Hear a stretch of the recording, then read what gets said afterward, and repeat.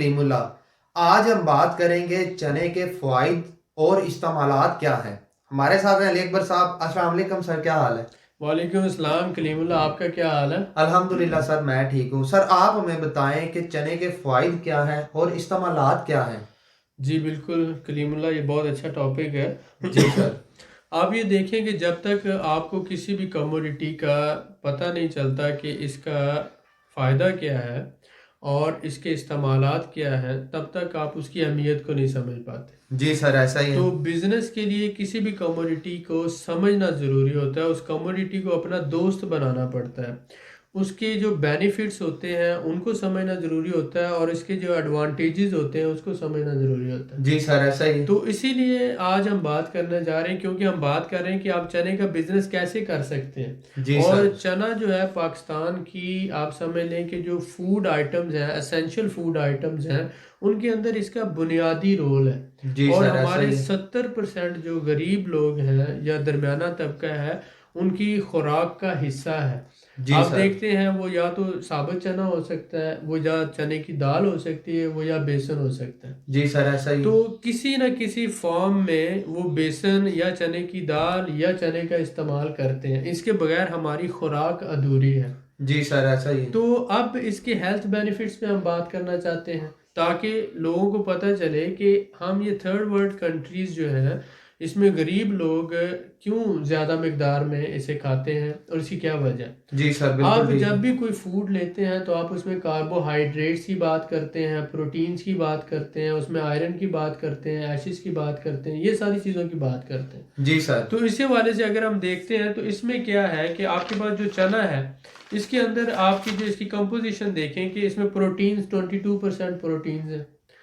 और इसके बाद फिर आगे कार्बोहाइड्रेट्स हैं, इसके अंदर 63% है। और इसके बाद स्टार्च 5% है। और क्रूड फाइबर जो है 7% है। जो जो डिफरेंट आ जाते हैं हमारे पास वाइटामिन। और इसी तरह से आ जाता है ये सॉल्युबल शुगर जो होते हैं, यानी कि हल होने वाली शुगर, वो आ जाते हैं तकरीबन 6%।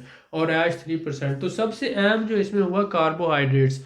कार्बोहाइड्रेट्स जब भी कोई, आप समझ लें कि बंदा ग्रो करता है, ग्रोइंग प्रोसेस है, बच्चे से बड़ा होता है और बड़े से फिर आगे जवानी की तरफ इंसान जाता है, जी सर। तो कार्बोहाइड्रेट्स उस मसल्स ग्रोइंग में और मॉलिक्यूल ग्रोइंग में बहुत मेन बुनियादी रोल प्ले करते हैं। जी सर, बिल्कुल दो ठीक है। चीज़ें बहुत अहम है, एक तो प्रोटीन्स और दूसरा कार्बोहाइड्रेट्स। तो ये आप देखें 22% इसमें जो है वो प्रोटीन्स हैं और इसके साथ साथ 63% कार्बोहाइड्रेट्स हैं। बिल्कुल ठीक है सर। ये जब दोनों इसके अंदर बहुत ज़्यादा मिकदार में है तो आप इसे ये समझते हैं कि ये जो है चीप प्रोटीन का एक सोर्स है, यानी सस्ती प्रोटीन का एक ज़रिया है। ये एक ऐसा फूड है जो आपको एक सस्ता मैसर है। और एज़ कम्पेयर टू दूसरे प्रोटीन सोर्सेज की निस्बत इसमें जो है ये प्राइस में कम होने की वजह से, तो हमारे जो गरीब लोग हैं उनकी पहुंच में भी है, वो चने की दाल आसानी से खा सकते हैं और इसी तरह चना का इस्तेमाल कर सकते हैं, बेसन का इस्तेमाल कर सकते हैं। तो इसीलिए आप ये समझते हैं कि 70% जो है आबादी ये पाकिस्तान की और 80% के करीब जो आबादी इंडिया की, वो चने का इस्तेमाल ज़्यादा करती हैं, बेसन की सूरत में, दाल की सूरत में। किसी इसकी दो किस्में हैं, जैसे हमने पहले बात की कि देसी है और काबुली है। देसी जो ब्लैक चने को आप कह लें, काबुली जो है वाइट चना आप कह लें, उसमें छोटा बड़ा हो सकता है। इसके साथ साथ अगर हम बात करते हैं कि इसके यूजेस क्या क्या हैं, आप ये देखें कि यहाँ पर जो है हमने देखा कि एक तो जो है डाइजेस्टिव सिस्टम के लिए ये बहुत अच्छा है, ये जो डाइजेशन प्रोसेस को इम्प्रूव करता है। उसके साथ साथ हम ये देखा कि सन स्ट्रोक मेडिसिन के लिए यूज़ होता है, स्किन डिजीज़ के लिए यूज़ होता है, ब्लड डिसऑर्डर के ट्रीटमेंट के लिए यूज़ होता है, और कोलेस्ट्रॉल लेवल जो है बॉडी के अंदर उसको कंट्रोल करने में यूज़ होता है। आप देखिए जब कोलेस्ट्रॉल लेवल बढ़ता है बॉडी में तो तब ब्लड प्रेशर की बीमारी होती है और फिर साथ ही आगे हार्ट अटैक और दूसरी बीमारियां हो जाती हैं।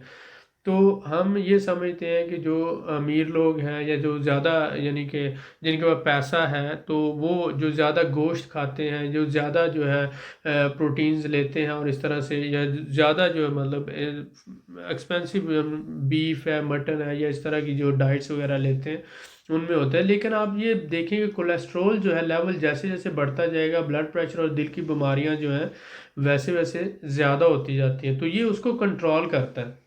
इसके साथ आप ये देखते हैं कि ये हमारी आबादी जो है तकरीबन आप इतना बड़ा एक आप समझ लें कि 22 या 24 करोड़ के करीब आबादी है, जिसमें जो एग्रीकल्चर सेक्टर से तकरीबन 70 to 80% लोग जो है मुंसलिक है, और उनमें जो फार्मर हैं वो सारे के सारे नियरली 70 to 80% फार्मर ये चने की फसल को ग्रो करते हैं, या उनके जो है रिलेटिव ग्रो करते हैं, वो उनसे बाय कर लेते हैं। ठीक है, तो इस तरह से नियरली 30% है कि अराउंड जो आबादी जो है वो इसको बाय करती है बाहर से, ज़्यादातर जो है उनकी अपनी ग्रोथ होती है। और इसके साथ साथ हम ये देखते हैं कि इसका इस्तेमाल जब ये चने का सीज़न होता है तो सीज़न में ये जो ग्रीन वेजिटेबल के तौर पर भी यूज़ होता है, और इसके साथ हम देखते हैं कि ये रोस्ट करके भी हम इसको खाते हैं, यानी अब ड्राई रोस्ट करके भी खाया जाता है, फ्राई करके भी खाया जाता है, और फूड के अंदर इसका इस्तेमाल है। फिर अगर आप बात करते हैं दाल, वो उसका इस्तेमाल होता है बहुत ज़्यादा। फिर आगे बेसन की बात करते हैं तो बेसन मुख्तलिफ फॉर्म में इस्तेमाल होता है, यानी कि बेसन आप जैसे हमारी एक ट्रेडिशन है पकौड़े बनाते हैं उसमें बेसन का इस्तेमाल होता है। फिर अगर आप उसका लेते हैं भल्ले बनाते हैं शहरों में, वो उसमें इस्तेमाल है, बलियाँ हैं उसमें इस्तेमाल है। जितना भी आप कोई भी चिकन फ्राई करते हैं या कुकिंग KFC या कहीं पर भी आप जो है फ्राइड चिकन लेते हैं उसके अंदर भी बेसन का इस्तेमाल होता है। तो हमारे फूड में एक एसेंशियल आइटम आ गई, बेसन है, दाल है या चने हैं, तो ये किसी ना किसी फॉर्म में हम इसे खा रहे हैं। तो जब हम बात करते हैं कि इसके बेनिफिट्स क्या हैं, तो हेल्थ बेनिफिट्स में मैंने आपको बताया कि ये मेडिसिनल यूजेस हैं, गुड डाइजेशन को इम्प्रूव करता है, स्किन डिजीज़ में यूज़ होता है, और इसके अलावा डिफरेंट जो है ये सोर्स है इसका, प्रोटीन्स का आप कह लें इसका सोर्स है, स्टार्च का सोर्स है, और इस कार्बोहाइड्रेट्स का सोर्स है। तो ये जो सारी बातें हैं ये हमें ये साबित करती हैं कि एक तो ये एक सस्ती आइटम है, ठीक है, एज़ कम्पेयर टू यानी कि मटन के या दूसरे फ़िश के या दूसरी चीज़ों के। तो गरीब बंदा जो है इसे हर बंदा अफोर्ड कर सकता है। जैसे दाल है, चने की दाल है, बेसन है, और इसका टेस्ट भी अच्छा होता है डेफिनेटली। तो इसलिए जब हमारी आबादी 70 to 80% आबादी जो मुल्क की इसको इस्तेमाल कर रही है, तो डेफ़िनेटली ये जो है ये सदियों से इस्तेमाल होता आ रहा है, 100 साल, 200 साल, 300 साल से।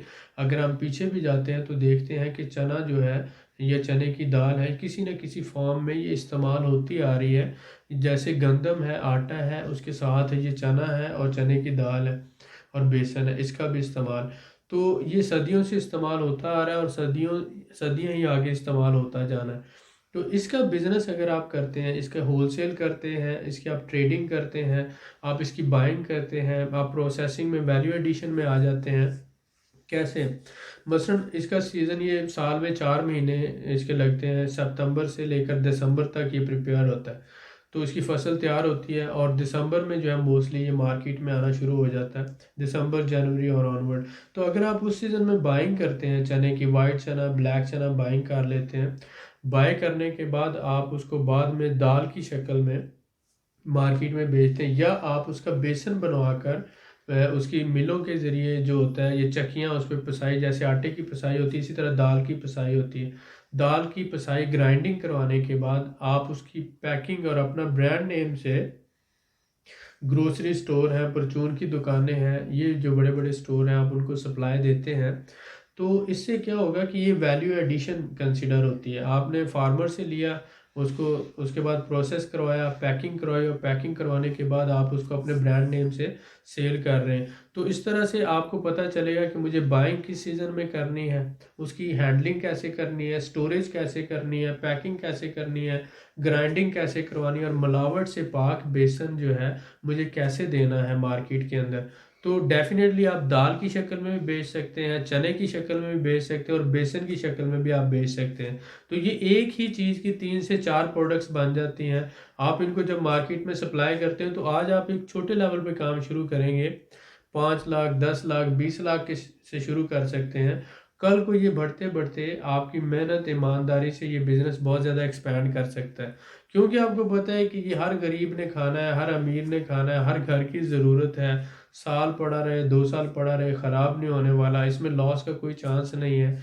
तो मेरे ख्याल में ये एक बहुत अच्छा बिज़नेस है। आप इसको देखें, रिव्यू करें, खुद भी स्टडी करें, और फिर इस आइडिया पे आप वर्कआउट कर सकते हैं। हम तो ऑलरेडी कर रहे हैं, हम तो ऑलरेडी कर रहे हैं। ये नहीं कि आपको सिर्फ कागजी बातें कर रहे हैं। अल्लाह का शुक्र है हमारी चक्कियाँ हैं और हम इसकी प्रोसेसिंग करते हैं और इसके साथ साथ हम इसकी होलसेल भी करते हैं और आगे जो है रिटेल के प्रोसेस में भी जो है वो दुकानों पे हम सप्लाई देते हैं। तो आप लोग भी इस बिज़नेस में आए। हमारा ये चैनल के थ्रू आप लोगों तक के आइडियाज़ पहुंचाने का मकसद ये है कि जो न्यू कमर हैं, जो नए लोग हैं, उनके पास बिज़नेस आइडियाज़ नहीं होते, उन्हें पता नहीं होता कि हमें कौन सा काम करना चाहिए, कैसे करना चाहिए। एक लाइन ऑफ एक्शन दिखा दी जाती है, एक डायरेक्शन दिखा दी जाती है ताकि आप लोगों को उसका कुछ आइडिया हो। अगर किसी को समझ आती है, अपॉर्चुनिटीज़ आपके सराउंडिंग में होती हैं, हमेशा आपके चारों तरफ होती हैं, लेकिन उनको पहचानना ही मुश्किल होता है। अगर आप उनको पहचान पाते हैं और अगर आपको समझ आती है कि इतने छोटे से कैपिटल से आप ये काम शुरू करके इसको अपनी मेहनत से और ईमानदारी से बढ़ा सकते हैं, तो इंशाल्लाह ताला आप ज़रूर कामयाब होंगे। हमारा काम है रास्ता दिखाना, दौड़ लगाना, मेहनत करना आपका काम है। जी सर, माशाल्लाह आपने बड़ी अच्छी तरह से हमारे भाइयों को गाइड किया, इसके लिए मैं आपका बड़ा शुक्रगुजार हूँ। Thank you very much. मज़ीद मालूमात के लिए हमारे चैनल को सब्सक्राइब करें, वीडियो को लाइक करें और शेयर करें, बेल आइकन को ज़रूर प्रेस करें ताकि हमारी अगली वीडियो आपको मिल सके। अल्लाह हाफ़िज़।